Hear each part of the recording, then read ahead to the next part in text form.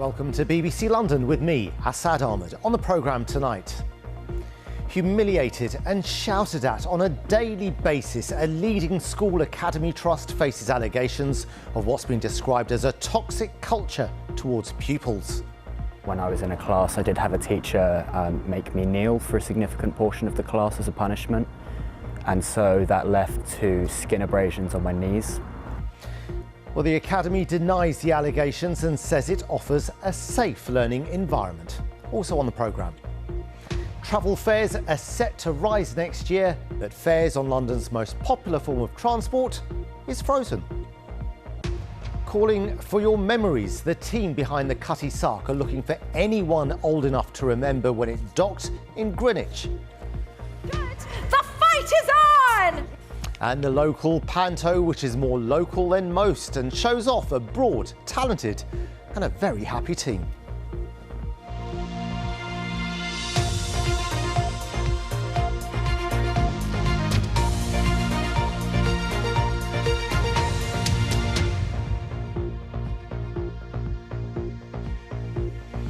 Good evening. A group of parents, former teachers, pupils and education professionals have accused an academy chain in Hackney of having a toxic culture. Well, the BBC has seen a dossier of around 150 complaints that claim teachers at Mossbourne Federation academies are humiliating, degrading and shouting at pupils on a daily basis.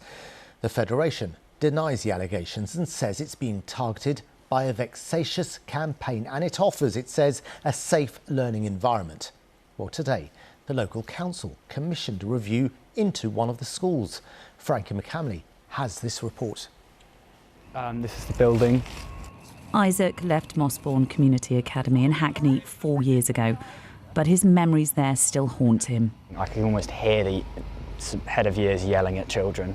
The 20-year-old says he was screamed at, humiliated and punished by teachers on a regular basis. Once, when I was in a class, I did have a teacher make me kneel for a significant portion of the class as a punishment, and so that left 2 skin abrasions on my knees. Why did they make you kneel? I'm not really sure, because the guy behind me was messing with my chair, so he decided that the right thing to do would be to take my chair away and make me kneel for the class. And when you're kneeling for the class, you're not allowed to sit down. How are you feeling at this point? Definitely, it's quite a violating feeling, really. I think that there was a really toxic culture where there was a lot of aggression towards pupils, there was a lot of shaming and isolation. He says he didn't complain out of fear. You'd have teachers who would come up within half a metre, sometimes even closer, and really yell in your face. Sometimes you'd almost see like saliva flying out their mouth, like really, really aggressive, just shouting and screaming and degrading. The Mossbourne academies teach around 3,500 pupils every year. They're all rated outstanding and have high grades. Mossbourne Community Academy's website states impeccable pupil behaviour area is achieved because our expectations are communicated clearly and regularly. There's no ambiguity regarding our expectations and our pupils feel safe. But Andy, whose son went to Victoria Park, says the tough discipline to get the grades goes too far. He asked the academy for flexibility after his child became ill. I would try and say, that's not working for him. It's really not working for him. And there was that. It didn't matter what I said. It was actually made clear that it was a one-way phone call and that this is what was going to happen. He pulled his son out of the school in December last year, but soon after found dozens of other parents with similar complaints about Mossbourne spread over 2 decades. So what I did was gather anonymised accounts from those parents in a document, and I was then started to share it with the council, with Ofsted, with the DfE. And all I was saying was to these people, I think this to me seems to suggest a bit of a systemic issue that's impacting these children, and I would suggest potentially quite a lot of other children if you were to look into it. We've seen almost 150 complaints, and they're not just about Mossbourne Community Academy, it's about all 4 Mossbourne schools in the local area. I've spoken to former teachers, former pupils, current pupils and parents. This former Mossbourne teacher has asked to remain anonymous. One particular training course that we did, it was titled Healthy Fear. The idea is to basically make the children fearful enough that they do exactly what they're meant to. Children do need discipline, but it was done in a way which I don't think was appropriate. She says there were good teachers and some students do thrive, but what she considered a toxic environment forced her to leave to protect her own mental health. The best way to describe the environment is a culture of fear. There would be teachers and children crying in the corridors all the time. Teachers were encouraged to tell on other teachers for not doing the right thing, and those who gave out the most negative points to pupils were applauded. It was a bit like Wolf of Wall Street, and by the end I couldn't sleep properly and had really bad anxiety. The Academy says its training promotes a positive school culture, but after hearing numerous complaints, local councillor Penny Root started highlighting the issues too.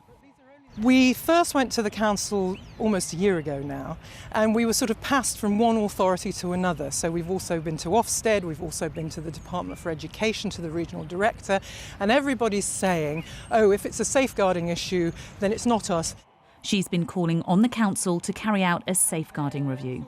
Over a period of years, I've heard individual stories, but nobody has tried to systematically collate a body of work to show that this is a really significant issue. And, you know, there are a lot of young people who are contacting us now with mental health problems, who are former pupils, saying that they're really struggling, and they put it down to a lot to do with the way that they were treated at school. Hackney Council has said it alone has no powers to intervene when it comes to academies. I've been contacted by a council worker at Hackney Children's Services who have told me that they feel utterly helpless when people come to complain to them. They've said that they have serious concerns about the welfare of a number of pupils who have been to Mossbourne academies. And there is a wider issue to be discussed here about where people go when they aren't happy with an academy's complaints process. It's not to the councils in this instance. They need to go online to the Department of Education and fill out a form. A government spokesperson has described the allegations as deeply distressing and said it is working urgently to establish the facts and any necessary action. Following a meeting involving the council, NHS, police and social workers, Hackney's Independent Safeguarding Children's Commissioner has requested a safeguarding review into Mossbourne Victoria Park Academy, first to clarify and then determine if the concerns can be substantiated. The Mossbourne Federation, which runs the academies, has expressed deep disappointment at the portrayal of its academies and federation in general. It goes on to say, we believe that we are being unfairly targeted by a vexatious campaign and would like to challenge the descriptions of the allegations being made. It says we have also had external reviews by Ofsted and the local authority. In none of these were any concerns raised. As for Isaac, he left with top grades and has gone on to university, but questions whether the impact on his mental health was worth it. Yeah, lots of questions there raised. What happens next?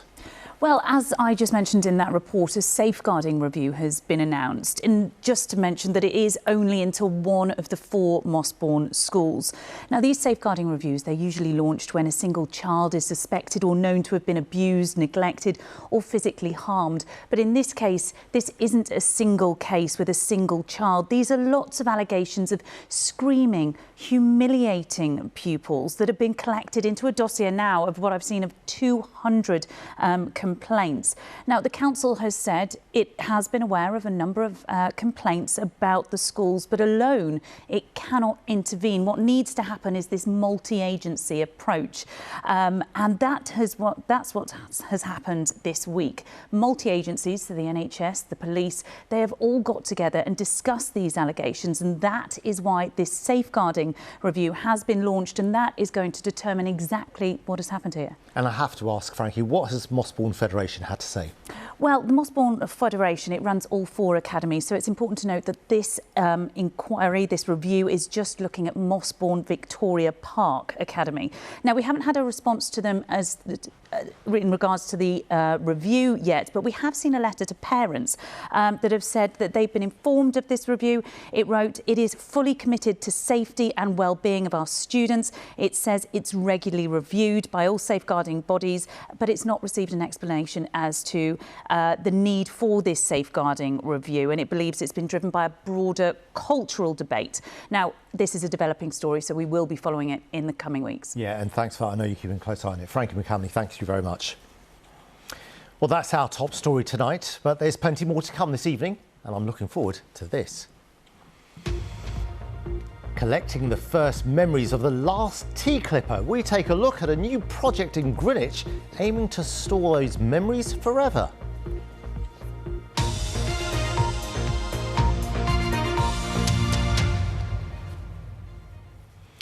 The actions of armed police who arrested a 13-year-old boy after an officer mistook his water pistol for a real gun have been described by the Independent Office for Police Conduct as reasonable. The police watchdog's investigation followed complaints from the boy's family, who said the black teenager was treated differently because they said the colour of his skin. Layla Hayes is outside New Scotland Yard for us this evening. And Layla, remind us of what's happened.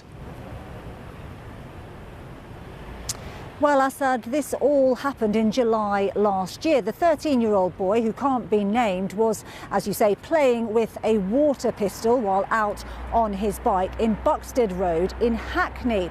Now, he was spotted by a Metropolitan Police officer who thought that the boy was in fact using a real gun. Now, he reported it.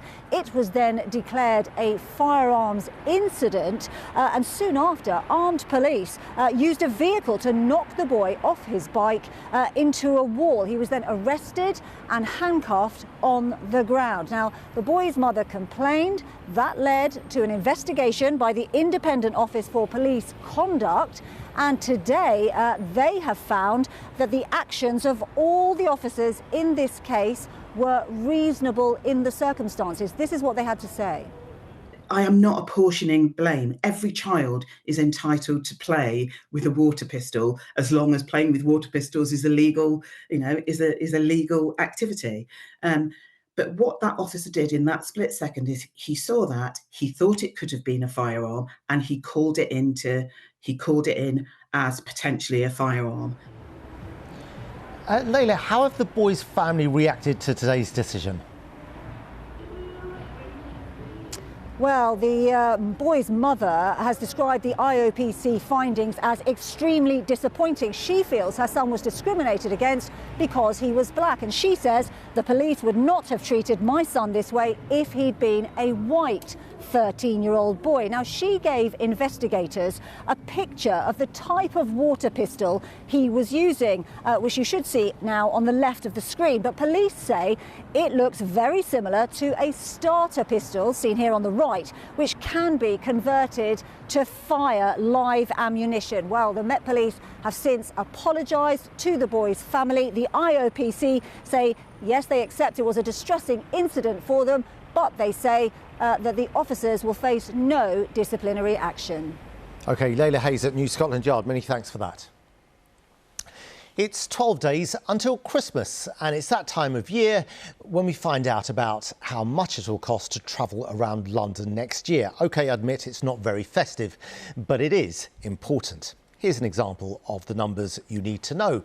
The cap on daily fares will go up by between 40 and 70 pence a day. So, for example, if you travel between zones 1 and 3, you won't, from March the 2nd, pay more than £10.50 a day. That, in comparison, is up from £10 at the moment. If you take one of the millions of tube journeys in Zone 1, well, that will cost you 10 pence more per journey.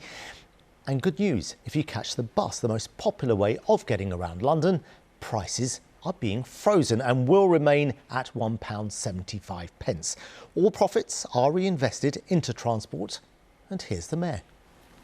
Tube fares over the Overground is going up by the same as National Rail, not more than National Rail, but Londoners benefit from a fares freeze on our buses, on our trams, and with the unlimited hopper, but also, really importantly, a long-term multi-year capital deal. That's been the holy grail, the prize we've been asking for the last few years. We're getting it. And for more details on those changes to the fares, just go to the BBC London website. Everything you know is there. Well, now for a look at some other of the day's stories. Buckingham Palace says it will take appropriate action following reports that a member of its household staff was arrested after a Christmas party at a bar in Victoria. The Metropolitan Police said a 24-year-old woman was detained on suspicion of common assault, criminal damage and being drunk and disorderly. A business group says at least one new town inside the Greater London area is needed to meet the huge housing need in the capital. Business London's report says a new town could be developed because public transport and other amenities are already in place. The government's promised to build new towns, locations to be announced next year. And planning permission's been granted for a new building in London which will be as tall as the Shard. One undershaft will sit across the river from the Shard. It will have a free-to-access public garden. Heathrow and London City airports have expressed concern over safety, but those concerns were addressed in the final planning permission approval. Well, turning now to a crime that police and campaigners say is heavily underreported. It's called stealthing, and it's a form of rape. A woman who believes she's been a victim of it is reality TV's Megan Barton-Hanson. She's been speaking to our Home Affairs correspondent Sonia Jessup, and do be aware there's flashing photography from the start of this report. Megan Barton-Hanson is best known as a star of TV show Love Island, but she wants to raise awareness of a crime she believes is widely misunderstood. I knew it was immoral, I knew it was wrong, and I didn't know it was a crime. She's talking about stealthing, which is a form of rape. It's where a condom is either not worn or removed during sex without consent.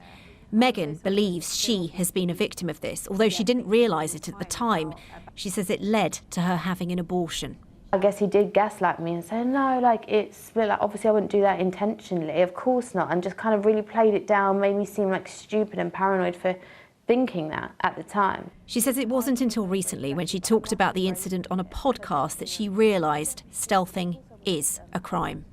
It literally took my breath away when he said, so you know that counts as rape? And looked at me dead in the eye. I was like, my whole body went hot. It ranges anywhere from a look of, I guess, there's a little bit of shame because they don't. Stealthing was one of the issues explored in the TV show I May Destroy You 4 years ago. At first, the main character, Arabella, does not understand she has been raped. There are concerns there's still a lack of awareness around the subject. A recent study by University College London asked young people for their views. Around 1 in 10 said they were unsure or did not believe that removing a condom during sex is a crime. And there's another reason campaigners are worried.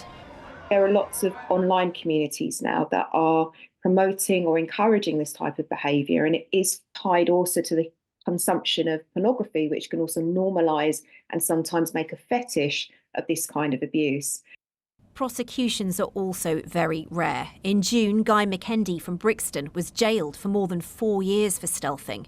The Met says the crime's underreported. I think the strength in just telling someone and saying it out loud, because I think a lot of victims this happens to, they will be gaslighted and be told, oh, it was just an accident, you're overthinking it, don't be silly. But I think definitely reach out to somebody because it's not fair and it's not okay. Megan, who's been recognised at a royal reception for her work inspiring other women, is calling for more education around consent and what healthy relationships look like. Sonia Jessup, BBC London.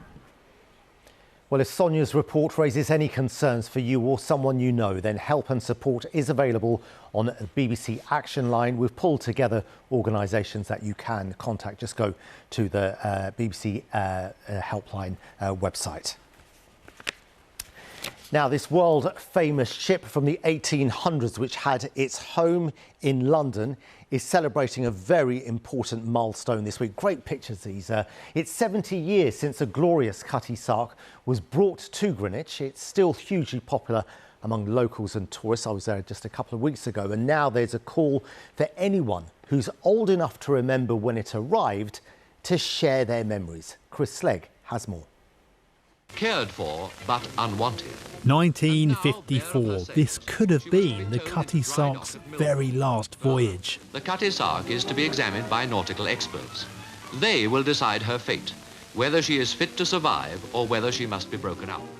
The Cutty Sark did survive and was brought into dry dock at Greenwich to be preserved. It's now been here for 70 years, an anniversary being marked this week. We're here celebrating the 70 years of the ship being in dry dock, and we're welcoming people to share their memories, particularly those that were here during the time of the ship coming into dry dock.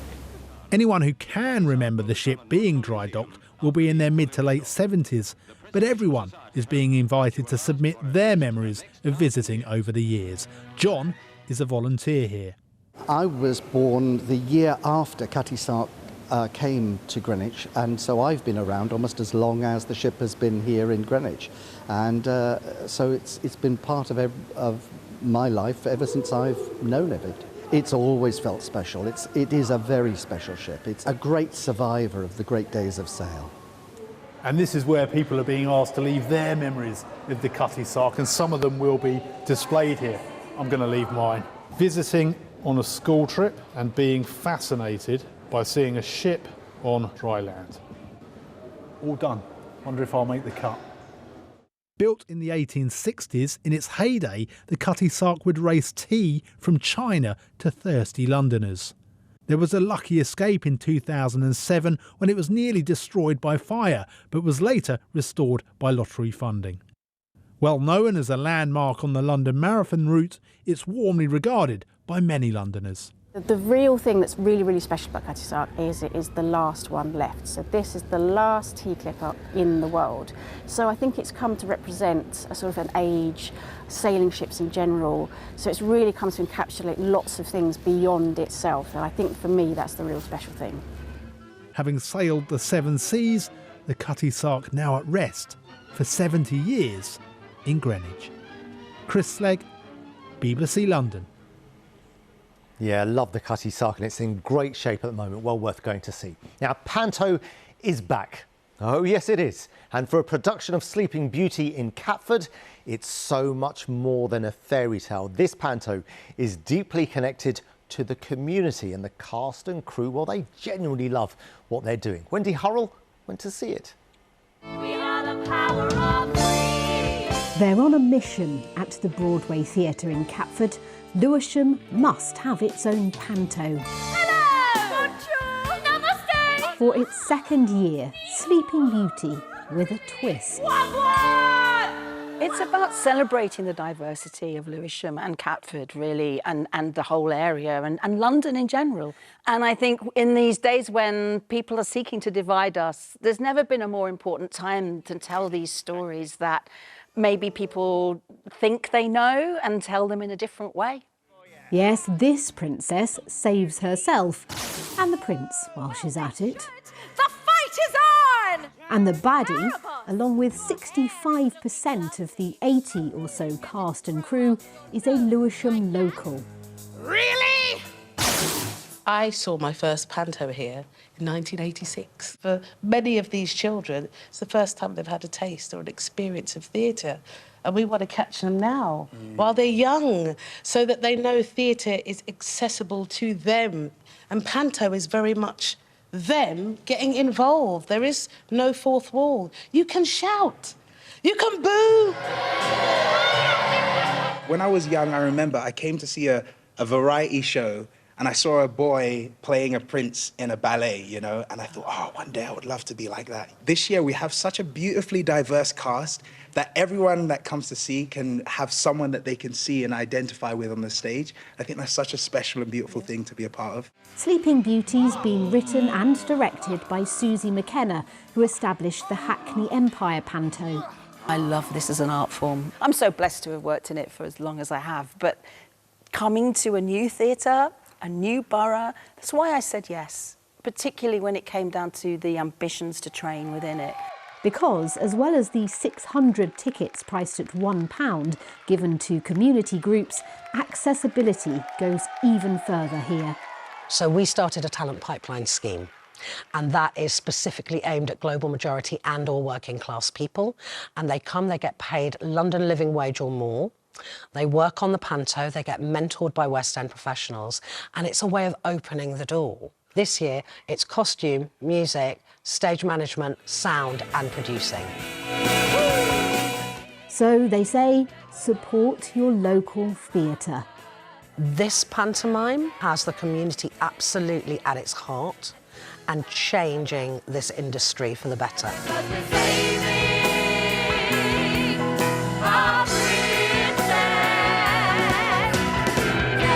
Wendy Hurrell, BBC London. Yeah, what a great panto, leading by example there. But let's get to the weather forecast now from Chris, and very foggy behind you. Not from today, I guess.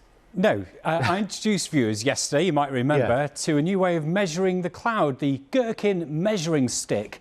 And here it is, 180 metres up, that's how high the cloud was yesterday. Whereas this morning, you couldn't even see the Gherkin measuring stick. It was so low and cloudy. I think that might be it there, but hard to tell. A lot of mist around, a lot of drizzle, a lot of low cloud. But you'll be able to see the whole thing tomorrow. Why? Well, because we've got a cold front that's moving southwards that eventually will clear the skies. But before we get there, extensive low cloud tonight, some mist and hill fog patches, some drizzle. In other words, more of the same. And temperatures around 4 or 5 degrees Celsius, something like that. Tomorrow, we start off with this low cloud, the mist and the murk, the drizzle. So a damp start to the day, yes.